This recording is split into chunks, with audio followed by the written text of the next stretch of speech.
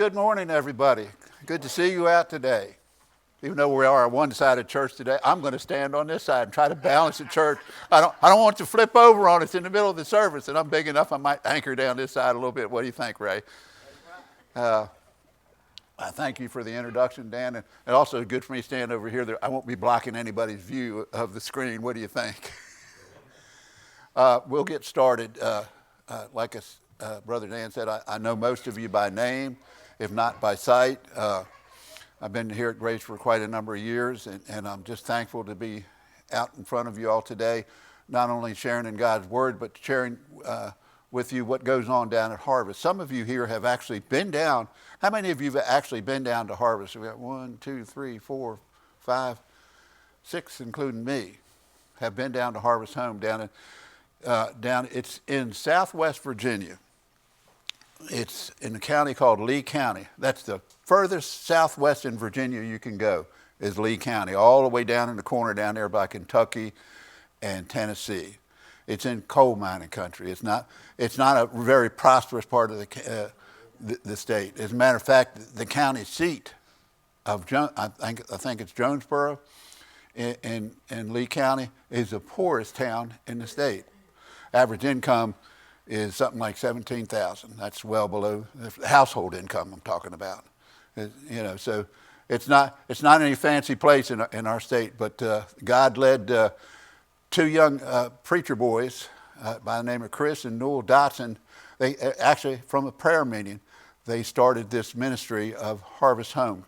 They saw the need of children who were abandoned, abused, neglected, and troubled. They needed a good Christian place where they could be. And that's how the ministry got started down there in Lee County. Harvest Home has a philosophy, like I said, of providing that good Christian home for young men and women. They serve children from the age of 5 to 18. And even they stay a couple years beyond. Some of them have actually gone to community college while staying there at the Harvest Home. When children first come to Harvest, they go to what is called the Emergency and Assessment Shelter. They're there usually for at least 30 days. There they're given a complete physical health, mental health evaluation, behavioral health gone over completely so that they can get a good assessment of each child's need that comes there. Some of them are sent there by social services, some are sent by the courts, some are brought in by the sheriff in the middle of the night, not because they did something wrong, usually because they were in bad situations and they needed help. And then some are sent there by their parents as troubles that they couldn't deal with. But that's where they first go. They can take up to 22 children there at a time at the Emergency and Assessment Shelter. The boys stay at the Ruby Dotson Cottage. I had the privilege of going down there when they were first building this back in the early 2000s, doing a little bit of work there at the cottage, helping with the heating and air and some of the electrical and plumbing work that was going on there. But Miss Ruby Dotson donated quite a bit of money. That's how she got her name put on the building. And it's a wonderful place. As a matter of fact, I actually got to stay there earlier this year, the first part of January. I went down there for several days. They wanted me to get acquainted with the day-to-day goings-on and how the children were treated there at the cottage. And I was just amazed. First of all, they can take up to 10 boys at a time there at the cottage. And when you're staying with 10 boys and house parents, it can be exciting, to say the least. 10 boys can be exciting. But it's like one big happy family, believe me. I experienced that for several days, and I was just amazed at the routines of the days. The girls stay at the Stickleyville Cottage, and it takes up to 8 girls. Now, I haven't stayed there, but those who have stayed there that I've talked with have told me this. With 8 girls, there's always some kind of drama going on. Always some kind of drama going on with 8 girls. One of the things they stress at Harvest is education. The children that come there, most of them are at least 2, if not 3 years behind in their educational levels.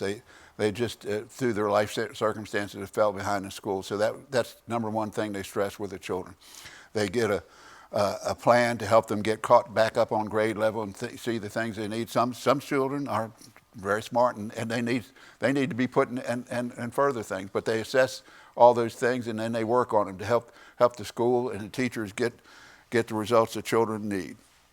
Harvest, like I said, is family atmosphere. Here's a group picture of a lot of the children and some of the staff workers and everything. You see the big tall fellow in the middle and the back, that's the pastor of the church that the kids attend. His name is Pastor Stone. The fellow on the far side, that's from the Harvest Ministry. Harvest also has one of these homes down in Mexico. Now, none of the funds I'll be raising here today will go to the Mexico ministry. They have a whole separate person who does that fundraising. He's out in Teclis, Oklahoma, and Arkansas. But to say the least, it's still a family thing that they strive to do. These children deserve that family. They've been through so much. They deserve that loving family atmosphere. Part of being part of a family is what? Chores. And the children are all given age-appropriate chores. As they grow, the chores get a little bit more extensive. And some of them aren't the funnest things in the world, we know. But I noticed the first thing right outside the kitchen was a bulletin board. And there was a weekly chore list. Two kids assigned to each chore, and they rotate them through the week so the kids don't get too upset with what they have to do that week. Another thing they stress is hygiene. A lot of the kids come from backgrounds where they have not a clue about personal hygiene, daily bathing, taking care of their hair, brushing teeth, and all those sorts of things. It's just something they're not used to. And when you have that many boys and girls living together, hygiene is important, I would say, in the least. One of the philosophies at Harvest also is we have this motto, is love equals time. Time spent with a child is so important. And in doing so, we do activities with them. Take them out to there's a Natural Bridge State Park that's pretty close to them. Natural Tunnel, State Park. Not Natural Bridge up by Redford. They go on hiking, outdoor activities and everything, just like any family would do with their kids. It's important to do that with kids. Once a year, they try to take them to an amusement park. Here you can see some of the kids are at Dollywood. That's one of their favorite things. That is, funds permitting. Another thing they try to stress with the children is to develop their talents. Most children, I would say all children, have a special talent. This young lady is an artist, and especially back during the pandemic a few years ago when there was no school for a whole year, they had to do all remote schooling like some of the counties did. Lee County shut down their schools, so they were stuck there on the campus of Harvest. Harvest is a pretty good-sized place. I believe it's in your paperwork there. I believe it's like 30 couple acres. But that, even that can get boring when you have one home and one place for a year. So they got into this artwork, and the girls got really good at it. But when I was there at the time, one of the boys, he was good at his guitar, and he was practicing guitar. But they want those children to develop the special talents that God has given them. Each child is special. Every child is given his own birthday party and own birthday cake. They get to choose what they want for a birthday cake. And from what I understand, their favorite is the Dairy Queen ice cream cakes. A lot of these children has never had somebody remember their birthday, much like they have their own special cake for their birthday. One of the activities that the children like to do also, as they grow in age, they are given different skills to do. And the girls, they love to bake. And why wouldn't they love to bake? Because they get to eat what they bake. How about that? Another thing, as they get old enough, when they turn 15, they can get their learner's permits. And the staff is dedicated to the responsibility of what? Training them to drive. You need to pray for them, folks, please. I didn't have to do that with mine. Most of my children grew up around a farm, and I was able to, before they were old enough to even walk well, they were sitting in my lap helping me steer a tractor or an old pickup truck or something. And when they got older, they got to do, so that by the time we got to drive on a highway around, guess what? They already knew how to do it. Well, these kids, most of them never had that opportunity. First time they get in a vehicle behind a wheel, they're on some of those back roads. And even the main road back there, what is Route 58, US 58, it winds and turns and goes snakes all over. So their first experience of driving has got to be fun. This is Matthew. He was at Harvest for 10 years.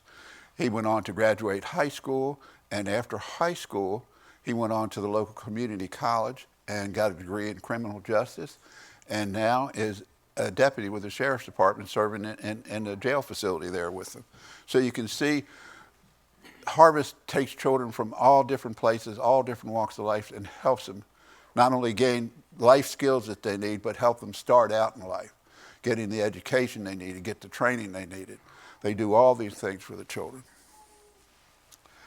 Next thing that's great importance on the list, probably in my mind it would have been number one, but I'm going to just say, is that Christian upbringing the children lead. They have daily devotions every day, and I experience that with them. In the evenings after mealtime and showers were done, the boys were down. TV was off, and they were gathered around in a group, and they had devotions every day. On Wednesday nights, they go to youth group at the church. Sundays, they go to church. It's just a wonderful thing to see those children get that chance to know Jesus Christ and the love of Jesus Christ through the staff that are there. It's just a wonderful thing that's being done for them. Every kid is one caring adult away from being a success story. I'm going to show you some slides and be quiet, try to be quiet as I go through them with you. I dreamed my life was done, and I stood before God's Son. It was time to see what my reward would be. Well, Baptist pastor in training, what do you think? Reviewed my life to count what was done for Christ, for that was what would last eternally. See, I'd done my best to share that Jesus really cares, and He would save if they would just believe. Oh, but seldom did harvest come, so few did I see one, until the Lord said, turn around and see. Then He showed me the faces of the ones who'd come because of me. So many faces that my life had led to Calvary. All those years I thought nobody saw, as I labored in lonely places. That's when Jesus smiled and showed me all the faces.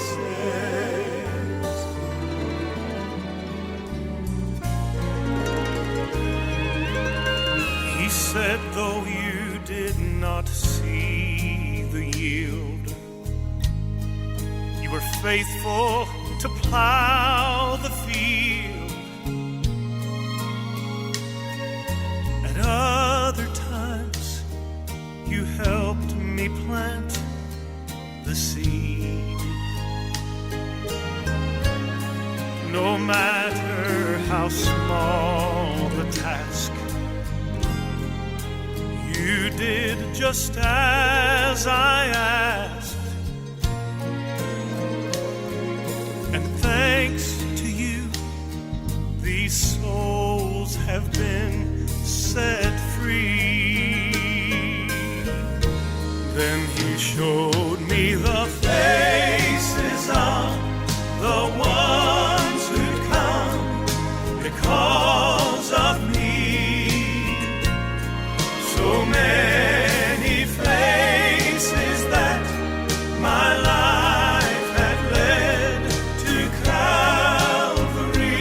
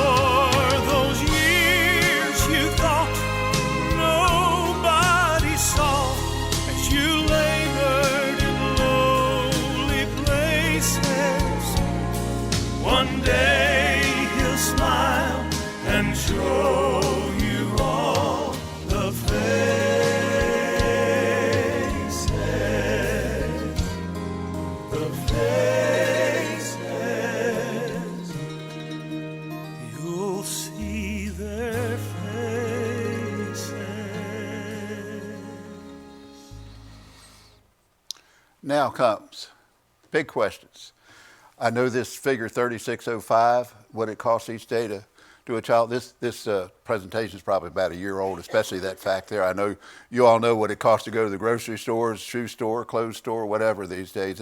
It's more like $50 a day per child today, easily. And that's just feeding and clothing. That doesn't include all the other things, whether it's teaching kids how to drive, whether it's taking them on trips here and there, their doctors, and all this kind of stuff that goes along with it. You can support Harvest in many ways. First of all, by your prayers. This ministry started out by what? It started out as part of prayers of two young men. And it's existed on the prayers and faithful people like you here at Grace. I want to reveal something to you. If you haven't already seen this blue sticker on the back here, I wrote it down so I wouldn't forget it. Harvest started in 1993. They came by here, this church, first in 1994. In April 7th of 1994 was the first time someone from Harvest came by to tell about the ministry that they were starting down there. They had been open for about a year then.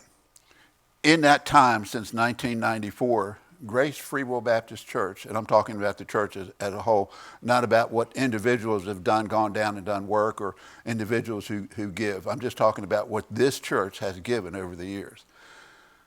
And some of you, I was shocked when I found out. I had no clue that it was that much. $180,000, $180,632.50. I think we need to give Grace Church a big hand for that.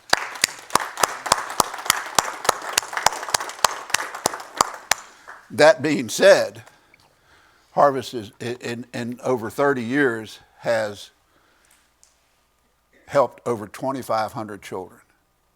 Tremendous need, and it's ongoing, and it gets bigger every day. Especially in these days and times, the need gets bigger every day. It amazes me how many commercials I see. And don't get me wrong, I love the work that St. Jude's does. I love the work that the people do for animals and everything like that. But you very seldom see anything about children who are abandoned, abused, neglected, and troubled. Very seldom see anybody out there doing anything about that. And there's a ton of it out there. And the need is ongoing and just growing every day. Like I said, there's many ways to give to Harvest, and Grace has done that over the years. We here at at Grace, I'm part of both now, Grace and Harvest. God has blessed me with two. The older I get, Ray, the more he gives me to do. I don't know, he's going to have to give me more strength to do it, and a better mouth to say it with, and a better mind to remember it all. But we here at Grace have supported him. People all around the state, in North Carolina, Tennessee, Kentucky, West Virginia, all over help, because they take kids from all over. But you can help individually, just like the church does as a whole. The church years ago decided, as a portion of their budget, monthly budget, that they would give so much to Harvest every month. You can do that. Brother Wes helped me pass out those information things. Just about everything I said is in there and more. And there's also an envelope there.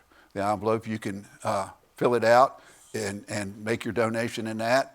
And if you're doing it by credit card, you can just write in your 16-digit card number, your 3-digit PIN and expiration date, seal it up, and send it.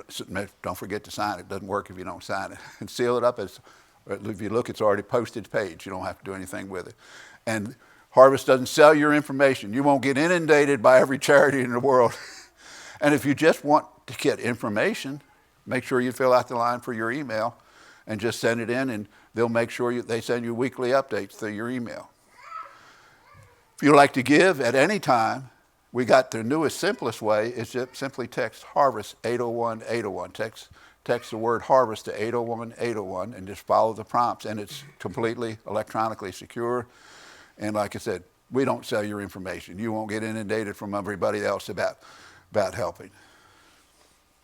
Oh, I saw this just the other day too, and it's not in my list here. You can, a lot of you buy stuff online from Walmart, when you're doing your thing at Walmart, online Walmart shopping, guess what? They want you to round it up and donate it. Harvest is now listed on their website, so you can give that way. So if you're rounding up your change when you're buying something online for Walmart, go for it. You'll also notice if you're one of those that already gets email and Facebook updates from Harvest, Amazon. If you want to know what the latest thing is that they have need of down at Harvest Home, because with all those kids around, they're always needing something. The different items for their food pantries and cleaning supplies and this and that, they'll list them on their site. And not that you have to buy them at Amazon or Walmart, you can buy them where you want. But those sites do the same thing. You can round it up and the extra money goes to Harvest. If you work for a large employer, a lot of your employers, such as Dominion Energy or Walmart or some of those, will match your donations. And by doing that, you can double your donations. If you give a single one-time donation of $1,000 as a church or as an individual, you can get a brick put down in the Walkway of Hope at our place down there in Stickleyville. At the headquarters there, they have this walkway called the Walkway of Hope, and as you can see in the picture, there's lots of bricks there. This isn't even updated. I think they've had the wing out on both sides going down, as I remember right looking at it, for the people that have done that over the years. You can follow, well, it's no longer Twitter. You can see how old it's called X now. You can follow on X. You can follow us on Instagram. You can follow us on Facebook. A lot of people like Facebook these days. And if you know of a child who's abused, abandoned, neglected, or just troubled and needs help, talk to Pastor Dan, talk to myself, and we will get you in touch with Harvest and see how we can be of help to them.